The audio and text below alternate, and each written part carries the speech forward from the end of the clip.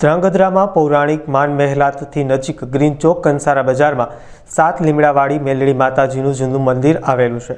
ઐતિહાસિક આ મંદિરની સ્થાપના સમયે તે વખતના રજવાડાએ શ્રીફળ અને 11 રૂપિયાનું બીડું અર્પણ કરી સ્થાપના કરી હતી। દર વર્ષની પરંપરા મુજબ આ વર્ષે પણ અહીં નવરંગો માંડવો અને ભવ્ય પાટોત્સવ તેમજ મેલડી માતાના આખ્યાનનું આયોજન કરવામાં આવ્યું હતું। કંસારા બજાર ગ્રીન ચોકની દુકાનો તેમજ માતાજીના ભાવિ ભક્તો દ્વારા સેવા આપી માતાજીના દર્શને આવેલ 5000થી વધુ લોકો માટે પ્રસાદની વ્યવસ્થા સંભાળી હતી।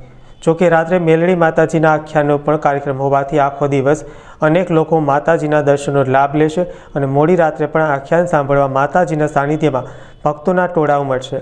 આ તકે પૂર્વ કેબિનેટ મંત્રી આઈ.કે. જાડેજા, ધ્રાંગધ્રાના હળવદના ધારાસભ્ય પ્રકાશ વરમોરા, પાલિકા પ્રમુખ કુલદીપસિંહ ઝાલા સહિત અનેક મહાનુભાવોએ દર્શનનો લાભ લીધો હતો।